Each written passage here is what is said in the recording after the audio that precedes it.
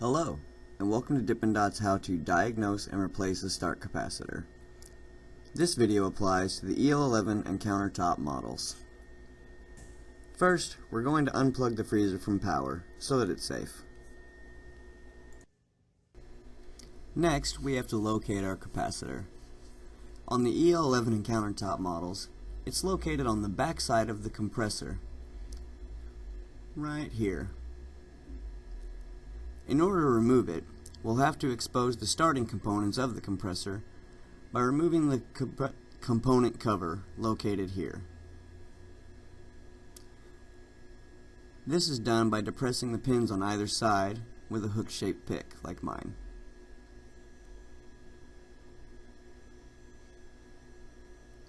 The pins are located on either side of the component cover here.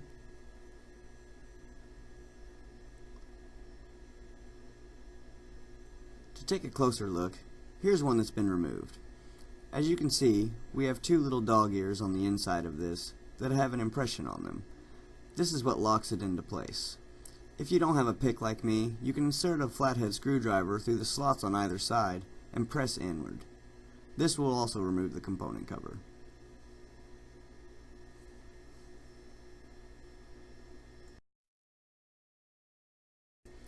Now we can get to it. As you can see, I'm going to use my hook pick to depress the two dog ears on either side. I start with the one closest to me, and then placing my hand in the compressor compartment, I can put my pick on the back side and press the other one.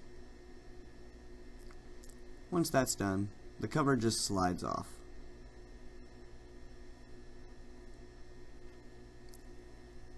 This part is called the relay. Be sure to check it for burns, as it could be the problem as well.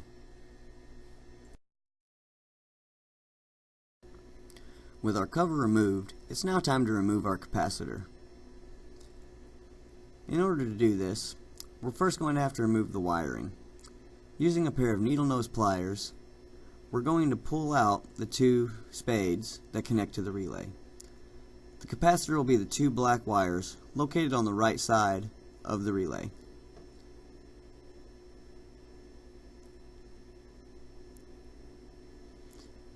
Now that the wires are disconnected, we have to remove the wire retainer. To do this, simply grab it, wiggle it, and pull up. Once it comes free, you'll be left with this.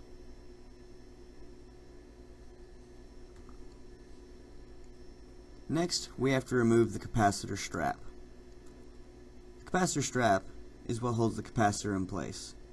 To remove it, you simply just pull up on the end of it with a pick, screwdriver, or even your finger. Once the capacitor drops out, we can just take it right out of the freezer.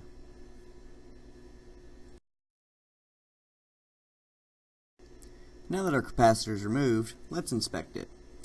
The EL11 and Countertop models use a 240 microfarad capacitor, as you can see printed here on the information.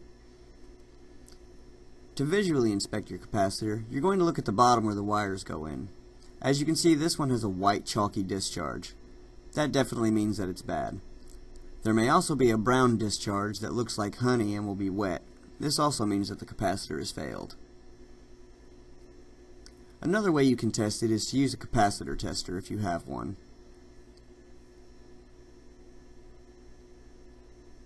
To use this tool, simply attach the alligator clips to the two spades located on the end of the capacitor.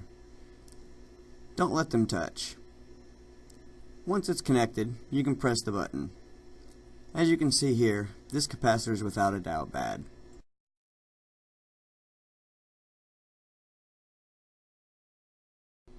Now it's time to replace our capacitor. We're going to start by taking our new capacitor and installing it back into the capacitor strap.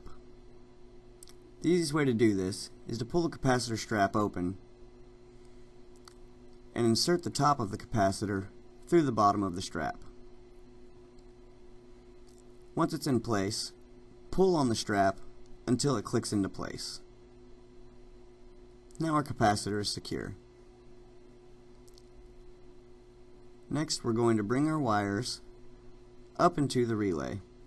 The shorter wire on our capacitor attaches to the bottom pin on the right hand side of the relay, and the longer one attaches to the top pin.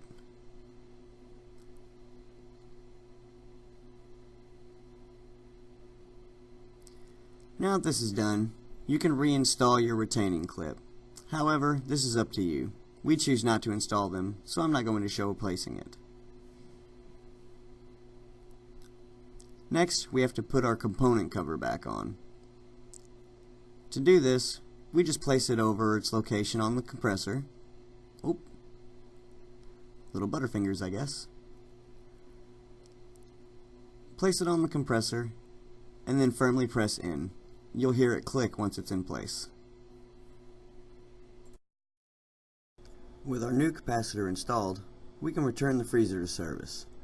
After 2 minutes, we should hear the compressor start.